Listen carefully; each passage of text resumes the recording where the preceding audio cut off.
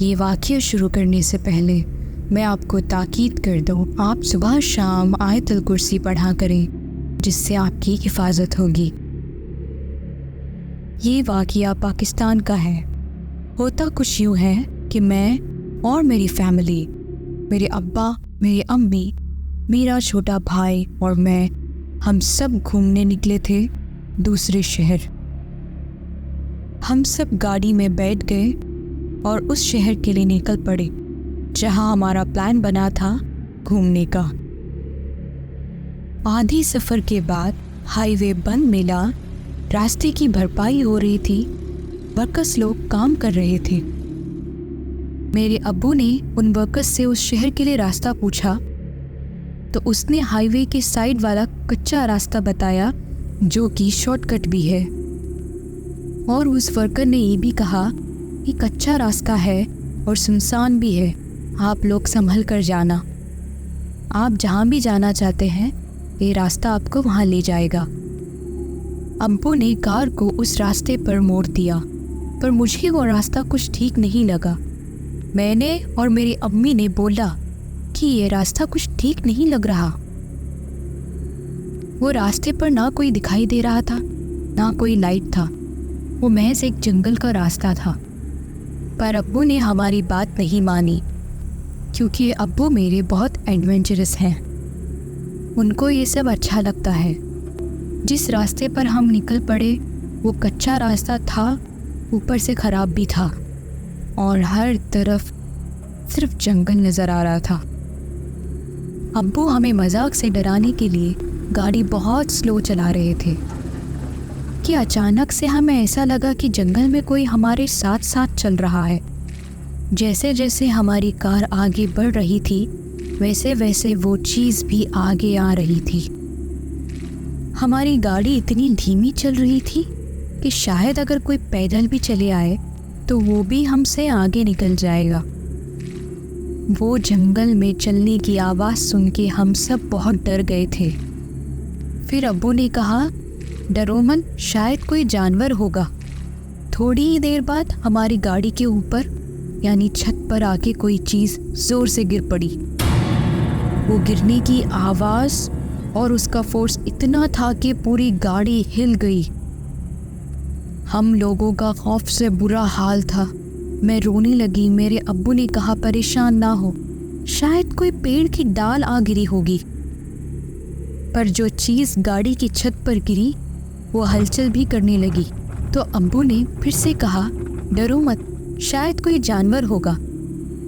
اس کے تھوڑی ہی دیر بعد بہت سارے کتے آ گئے اور ہمیں چاروں طرف گھیر لیے۔ گاڑی کی گلاس تو سارے بند تھے، مگر پھر بھی ڈر بہت لگ رہا تھا۔ گاڑی کے اوپر جو چیز تھی مسلسل ہلچل کر رہی تھی۔ وہ کتے گاڑی کی چھت کو دیکھ کر بھونکتے جا رہے تھے۔ ابو نے بولا، میں باہر جا کر دیکھتا ہوں کہ آخر یہ چیز ہے کیا، مگر میں نے اور امی نے منع کر دیا۔ ہمارے چاروں طرف اندھیرا بہت تھا اور ہم تیز تیز آیت الکرسی پڑھے جا رہے تھے ڈر کی وجہ سے، اور ابو نے بولا، یہ بہت ڈر گئی ہے، اس کا سر اپنی گودی میں رکھ لینا۔ میں ڈر کی وجہ سے کانپ رہی تھی اور وہ چیز ہلچل کرنا بند نہیں کر رہی تھی، بار بار ہلچل کیے جا رہی تھی۔ ابو نے بولا، میں اچانک سے بریک لگاتا ہوں تو یہ جو بھی چیز ہے وہ نیچے گرے گی اور ہمیں پتہ چل جائے گا کہ یہ چیز ہے کیا۔ ابو نے اچانک سے بریک لگائی اور وہ چیز کار کے آگے کی طرف گری۔ میں نے دیکھا وہ چیز بہت خوفناک تھی۔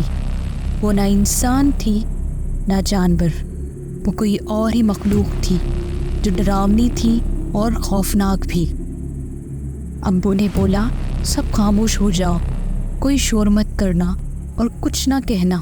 پھر وہ چیز ہمارے نزدیک آ کر کار کے اندر جھانکنے لگی۔ ہم سب ایک دم خاموش اور چپ تھے اور من ہی من آیت الکرسی پڑھ رہے تھے۔ مجھے ایسا لگ رہا تھا آج ڈر کی وجہ سے میری جان نکل جائے گی۔ تھوڑی دیر بعد وہ چیز کار کے پیچھے والے گلاس سے جھانکنے لگی۔ اسے دیکھ میری چیخ نکل گئی۔ اسی وقت ابو نے کار کو تیز بھگایا۔ ना उन्होंने रोड को देखा ना कुछ, बस गाड़ी भगाते चले गए। मैंने फिर से पीछे मुड़कर देखा, वो चीज़ जंगल में घुस गई। थोड़ी देर बाद हमें एहसास होने लगा कोई चीज़ है जो जंगल की तरफ हमारे साथ साथ चल रही है। हमारे डर की कोई इंतहा ना थी कि अचानक हमें एक बाज़ार दिख गई जहाँ दिए जल रहे थे। अब्बू ने बोला, कार से उतरो और इस मज़ार के अंदर फ़ौरन चलो। हम लोग अंदर चले गए फ़ौरन और एक कमरे में जाकर बैठ गए। डर से हम सबका बहुत बुरा हाल था। तभी अचानक मेन गेट से बाहर अजीबोगरीब आवाज़ें आने लगी, जैसे कोई लड़ रहा हो आपस में, जैसे मारपीट की आवाज़ें। हम लोग आयतल कुर्सी पढ़े जा रहे थे। लड़ने की आवाज़ काफ़ी देर तक आ रही थी और कुछ वक्त के बाद आवाज़ें अचानक बंद हो गई। देखते ही देखते सुबह हो गई और सुबह के 4 बज रहे थे। जिस कमरे में हम बैठ गए थे वहाँ बाहर से किसी की झाड़ू लगाने की आवाज़ आती रही। हम सब थोड़ा इत्मीनान में आ गए कि शायद कोई इंसान आ गया होगा। अब्बू ने बोला, मैं जाता हूँ, बाहर जाकर देखता हूँ कि कौन है। अब्बू ने जब दरवाज़ा खोल कर देखा तो वहाँ कोई नहीं था। उसके बाद हम और भी डर गए। थोड़ी देर बाद पीछे वाले कमरे से कदमों की आवाज़ आने लगी और वहाँ से भी झाड़ू लगाने की आवाज़ आने लगी, पर वहाँ पर कोई दिखाई नहीं दे रहा था। इतने में मेरे अब्बू ने बोला, देखिए, आप जो भी हैं, हम आपको कोई नुकसान नहीं पहुँचाएंगे। हम लोगों को बस सुबह होने तक रुक जाने दीजिए। 5 या 6 बजे तक हम लोग खुद यहाँ से चले जाएंगे। ये सुनते ही अचानक झाड़ू की आवाज़ बंद हो गई और किसी के बाहर जाने की आवाज़ आई। कुछ 1 घंटे बाद हम लोग वहाँ से निकल गए। थोड़ी दूर हमें एक आदमी दिखा। अब्बू ने कार को रोका और उससे सही रास्ता पूछा और सारा किस्सा बताया जो रात भर हमारे साथ हुआ। उसने बोला, भाई साहब, आप बहुत खुशकिस्मत हैं जो वहाँ सुनसान रास्ते से सही सलामत निकल आए, क्योंकि वो रास्ता बहुत ख़तरनाक है। उस रास्ते पर शैतान जिन्नों का कब्ज़ा है। आपको जो एक अजीब चीज़ दिखी थी वो एक शैतानी जिन था और उस मज़ार पर अच्छे जिन रहते हैं। जब आपको लड़ाई की आवाज़ आ रही थी, वो अच्छे जिन बुरे जिन से लड़कर आपको बचा रहे थे।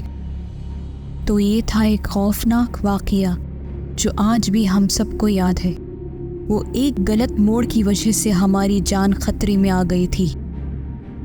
तो मोरल ऑफ द स्टोरी ये है, आप किसी भी सिचुएशन में हो, हर हाल में अल्लाह को याद करना चाहिए। अल्लाह इन सब चीज़ों से बहुत पावरफुल है और अल्लाह हमेशा ज़िंदा रहने वाला है। सिर्फ वही हमारी हिफाजत कर सकता है।